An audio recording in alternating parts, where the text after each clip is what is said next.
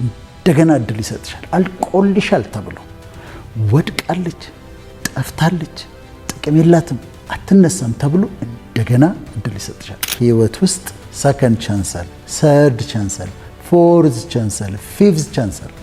መሞከር you keep on trying። ከዛ አንድ ቀን በተኑን ትነኪዋለሽ። አንድ ሞክረን ላይሳካ ይችላል። ሁለተኛ ፌል ልናደርግ እንችላለን። ሶስተኛው ላይ ይሳካል፣ አራተኛው ላይ ይሳካል፣ አስረኛው ላይ ይሳካል። ሙሴ ወደ ሲና ተራራ ተጠርቶ ወጣ። ከዛ ቆየ። ህጉ ሲሰጠው፣ መመሪያ ሲሰጠው፣ ኤፉዱን የምትሰራው እንደዚህ ነው፣ ቤተ መቅደሱ እንዲህ ትሰራለህ፣ ታቦቱ እንዲህ ትሰራለህ የተባለ ረጅም መመሪያ ሰጠው። 40 ቀን ቆየ ተራራ ላይ። ከዛ እግዚአብሔር 2 ጽላቶች አዘጋጀና ቴብል ኦፍ ስቶንስ ነው የሚባሉ ድንጋዮች ናቸው የተጠረቡ። እዛ ላይ ራሱን የጻፈው ማለት እግዚአብሔር ነው፣ ፈጣሪ ነው የጻፈው፣ ሙሴ አይደለም የጻፈው። ራሱ እግዚአብሔር ቃሉን ጻፈበት ጽላቶቹ ላይ። ከዛ ሰጠው። በጣም የከበረ ነው። እግዚአብሔር ነው ያዘጋጀው፣ አምላክ ነው ያዘጋጀው። የእግዚአብሔር ሃንድ ራይቲንግ ነው ያለበት። ሁለቱን እንደዚህ ይዞ ፊቱ እያበራ ሙሴ ሲወርድ ታች ሲመለከት አሮን ወንድሙ አሮንን አሳምነውት ጉትቻቸውን ወርቃቸውን ሰጥተው የወርቅ ጥጃ ሰርተው ይጨፍራሉ። በሉ ጠጡ፣ ከዛ ሊዘፍኑ ተነሱ ይላል። በልተው ጠጥተው ጥጃ አድርገው አምላካችን ጥጃዋ ነች ብለው በወርቅ የተሰራውን ጥጃ ይጨፍራሉ። ሙሴ ሲያይ ራሱን መቆጣጠር አልቻለም። አያቸው፣ ራሱን መቆጣጠር አልቻለም። ይዞት የነበረው ከእግዚአብሔር የተቀበለውን ጽላት ወረወረው። ከዛ ተሰባበረ። እንዲህ የምትገጣጥሚው ነገር አይደለም፣ በቃ ተሰባበረ። በኋላ ወረደ፣ እንትኑን ጣዖቱን ፈጨው፣ ውሃ ላይ በተነው፣ አጠጣቸው። ሌዊ የሚባሉት ወደሱ ጎን ሆኑ። የተወሰነ ሰው ሞተ፣ ቁጣውን ገለጸ ምናምንና ሲጨርስ አሁን እኔ የምጠብቀው ነገር አለ። ምንድነው ያደረገው? ምንስ ቢናደድ ከእግዚአብሔር ዘንድ የተሰጠውን የእግዚአብሔር እጅ ጽሑፍ ያለበትን ጽላት እንዴት ጥለት ትሰብራለህ? ምን ማለትህ ነው? የራሴ እጅ ጽፈት ያለበትን ጽላት ጥለት ትሰብራለህ? ብትናደድስ አስቀምጠህ አትቆጣም እንዴ አይለው። እግዚአብሔር ምን አለው? ሙሴ እንደ በፊቱ እንደሰበርካቸው አለው። ግን እንደሰበርካቸው ጽላቶች አድርገህ ድንጋይ ጥረብና ተመልሰህ እንደገና ወደ ተራራ ውጣለሁ። እንደገና ጠረበ፣ ይዞ ወጣ እና ጽፍባቸዋለሁ አለ ፈጣሪ። ይዞ ወጣ፣ እንደገና ጻፈባቸው። አሁን ይሄ በጣም አስገራሚ ዳግም ዕድል ነው። ምክንያቱም ሊቆጣው ይችል ነበር። ጥሎን የሰበረው ራሱ ነው የሰበረው። ኤክስኪውዝ አይደለም። ቢናደድም ጽላቶቹን አስቀምጦ ወርዶ ከነሱ ጋር መጣላት ይቻላል። ጽላቱ እንዴት ወርውሮ ይሰብራል? ግን በሰበርካቸው ፋንታ ጽላቶች አዘጋጅና እንደገና ጽላት በጣም የከበረ የሆነው ለዚህ ነው። የእሱ ሃንድ ራይቲንግ ስላለበት ነው። የእግዚአብሔር ሃንድ ራይቲንግ ስላለበት ነው። እና አስገራሚ የሆነ ዳግም ዕድል ሰጠው ማለት ነው። ህይወት የምትሰጥሽ ሰከንድ ቻንስ አለ። በህይወት የምታገኛቸው ሰከንድ ቻንሶች አሉ። ትጀምሪያለሽ፣ ይበላሻል፣ ዳግም ዕድል አለ። ንግድ ይጀምራል፣ ይከስራል፣ ግን ዳግም ዕድል አለ፣ ሰከንድ ቻንስ አለ። እንደገና የሚባል ነገር አለ። እንደገና የሚባል ነገር አለ። እጮኝነት ጀመረች፣ ፌል አደረገ፣ ተበላሸ፣ ግን ሁለተኛ ዕድል አለ። አሁን ይህን ስንል ሁለተኛ ዕድል የሚያስፈልጋቸው ሰዎች ስለሚያዩን ነው፣ ስለሚደርሳቸው ነው። ፈተና ወሰደ፣ ወደቀ፣ ግን ዳግም ዕድል አለ። ደግሞ ሲወስድ ያልፋል። ሁለተኛ ዕድል ብቻ እኮ አይደለም፣ ሶስተኛም ዕድል አለ፣ አራተኛም ዕድል አለ፣ አምስተኛም ዕድል አለ። እና ዕድሎች አሉ። ልጅ አርግዘው ሚስካሬጅ የሚባል የሚያስወርዳቸው አይተሻል? አሁን አንድ ነርሳ ከኔ ጋር ትሰራ ነበርና 4 ጊዜ አስወርዷታል። እኔ 4ኛው ጊዜ ነበር፣ ጉድ ሼፐርድ ነበርኩና አብራዛ የምትሰራ ነርስ ልጅ 4ኛው ሲያስወርዳት እንዴት እንደዘንን ልነግርሽ አልችልም። ምን አሁን እንዴት ነው የምናያት ብለን 4 ጊዜ ነው የወጣባት። 5ኛው ላይ ወለደች፣ ጸናላት። ስለዚህ 4ኛም ዕድል አለ፣ 5ኛም ዕድል አለ፣ 6ኛም ዕድል አለ በህይወት። ይሄንን ማወቅ ያስፈልጋል።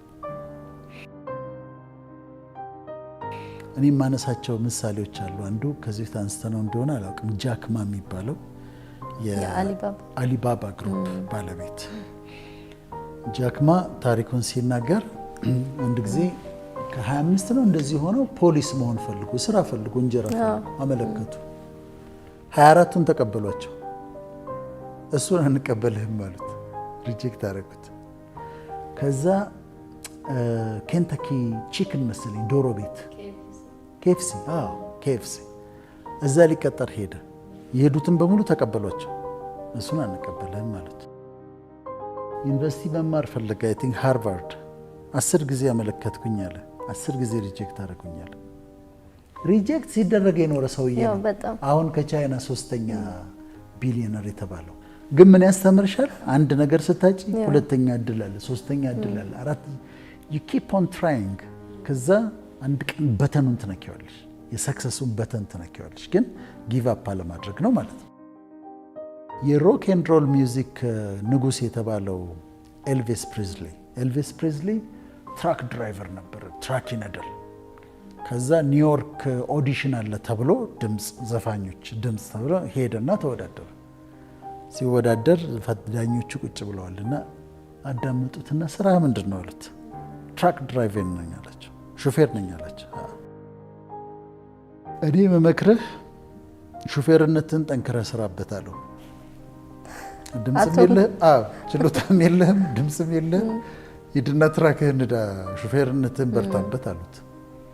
ሌላ ጊዜ ግን ሞከረ፣ ተሳክቶለት እንደዛ አይነት በጣም ታዋቂ ዘፋኝ ድምፃዊ ሆነ። የልጆች ጨዋታ ሲነሳ ሁል ጊዜ የምትሰሚው ስለ ዲዝኒላንድ ነው። ዲዝኒላንድ፣ ዲዝኒ ሙቪው፣ ዲዝኒ ምኑ፣ ዲዝኒ ምንድን። የዲዝኒላንድ ባለቤት ዋልት ዲዝኒ ይባላል። ዋልት ዲዝኒ ስራውን ከመጀመሩ በፊት ፕሮፖዛል አዘጋጅቶ ለልጆች እንዲህ አይነት ነገር ማዘጋጀት ትፈልጋለሁ ብሎ ፕሮፖዛል አስገብቶ 200 ጊዜ አስገብቶ የተለያየ ቦታ ለተለያዩ ድርጅቶች 200 ጊዜ ሪጀክት ተደርጓል። 200 ጊዜ ሪጀክት አድርገውታል። ከዛ በኋላ ተሳክቶለት አሁን እዚህ ቻይና፣ አሜሪካ በየቦታው ዲዝኒላንድ ሙቪዎቹ ዲዝኒ ልጆች ከጨዋታ ከተባለ ዲዝኒ ነው የምትሰሚው። ዲዝኒ ግን የዋልት ዲዝኒ ስም ነው። ስለዚህ ሰከንድ ቻንስ ያስተምርሻል። መሞከር ከዛ በተኑን ትመቸዋለሽ። ብዙ እድሎች እንዳሉ በተደጋግሞ መሞከር እንዳለ ታያለሽ። ዴንዘል ዋሽንግተን በጣም ፌመስ ሙቪ አክተር፣ በጣም ፌቨሪት ነው የኔ። በጣም ደግሞ ጨዋ ልጅ ነው። ደግሞ ጎበዝ፣ በምንም አይታማ። እሱም እንዲሁ ለኦዲሽን ሄዶ አይሆንም ብሎት፣ እንደውም ከሱ በፊት ለኦዲሽን የገባው ልጅ በጣም እንትን ነበር፣ ወይም አብሮት የሚጫወተው ልጅ እንዲህ አክት ላይ ያደረገው እንትን ሲሉ እሱ ፌል ነው ያደረገው። ከዛ ቆይቶ ሲሞክር ነው የተሳካለት። ይሄ ምን ያስተምርሻል? ህይወት ውስጥ ሰከንድ ቻንስ አለ፣ ሰርድ ቻንስ አለ፣ ፎርዝ ቻንስ አለ፣ ፊፍዝ ቻንስ አለ። ሰዎች ጊቭ አፕ ነው ማድረግ የሌለባቸው እንጂ እድሎች አሉ። አንድ ሞክረን ላይሳካ ይችላል። ሁለተኛ ፌል ልናደርግ እንችላለን። ሶስተኛው ላይ ይሳካል፣ አራተኛው ላይ ይሳካል፣ 10ኛው ላይ ይሳካል። ስለዚህ ዳግም እድሎች በህይወት አሉ ማለት ነው። እኔ በጣም ወደው ደራሲ ያለ ሲድኒ ሼልደን ነው እኔም ተወጃለሽ። ሳንስ ኦፍ ታይም፣ ብለድ ላይን በጣም ድሮ ፊክሽኖቹን እንዴት እንደምወዳቸው። ከዛ ባዮግራፊውን ሳነብ የመጀመሪያው ሰክሰስፉል ፊክሽን በ53 ዓመቱ ነው 52 ዓመቱ ነው የጻፈው። ከዛ በፊት እንዲህ ትወና ምናምን ይጽፋል፣ ለቲያትሮች ይጽፋል። ግን የመጀመሪያው ፓብሊሽድ የሆነ መጽሐፍ የጻፈውና ሰክሰስፉል የሆነው በ52 ዓመቱ ነው። ከዛ በኋላ ግን በቃ ሲሄደ እኔ አሳድጄ ነበር የማነበው። ስለዚህ እንትና ለማድረግ ስኬቱ የሚመጣበት ጊዜ አለው። መሞከር ግን አለመተው ነው።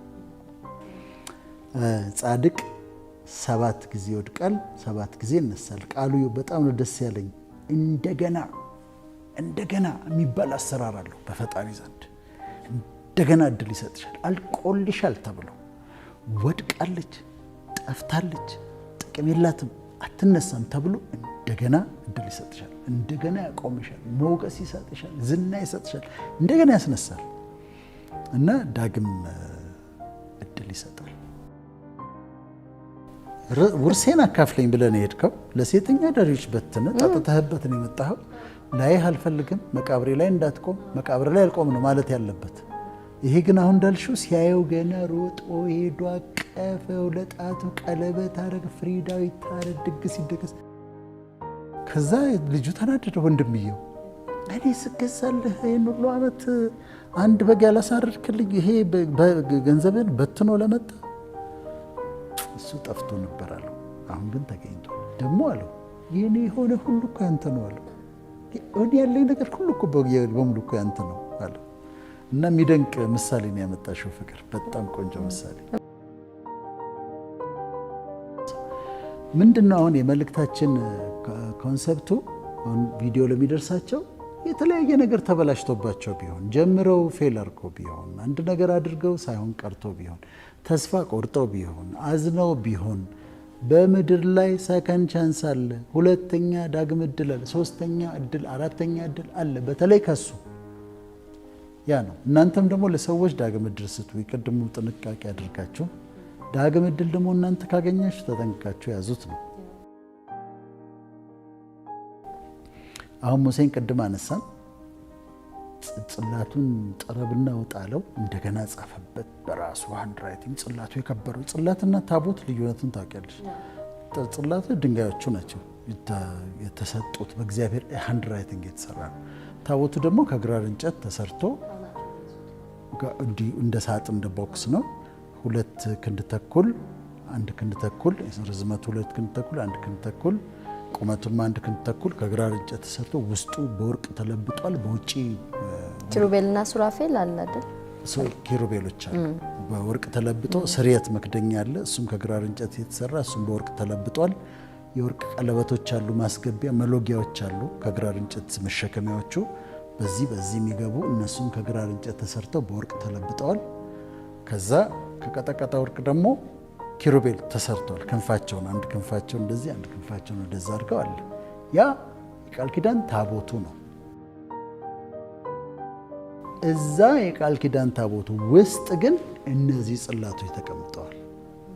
እነዚህ ጽላቶች ተቀምጠዋል። ይሄ የብሉይ ኪዳን ታቦት ነው። በአዲስ ኪዳን ደግሞ ተዋህዶ ቤተክርስቲያን የሚሰሩ አሉ።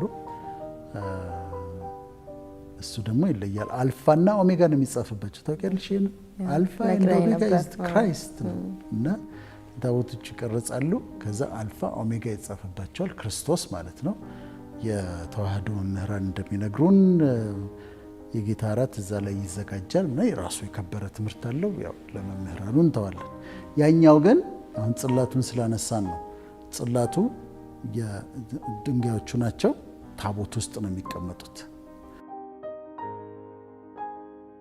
እና ያንን ሰብሮ ለተዋህዶ መምህራን ያልኩት እነሱ የበለጠ ደንብ ስለሚያስረዱ ብዬ ነው። እኔ ማውቃትን ብቻ ተናግሬ ነው። እና ይሄኛው ጣለው፣ ሰበረው፣ ዳግም እድል ተሰጠው። እንደገና ጠርበው ጣለው። እኔ በሆነ እኮ እሺ አለው። በእጄ የጻፍኩበትን ጥለህ ብትናደድ ስታዲያ ምናምን ነው ጀጅ ነው የማደርገው። ከዛ ምን ሆነ መሰለሽ? የማይሰበር ጽላት ሆነ። ከዛ በኋላ አልተሰበረም ያ ጽላት።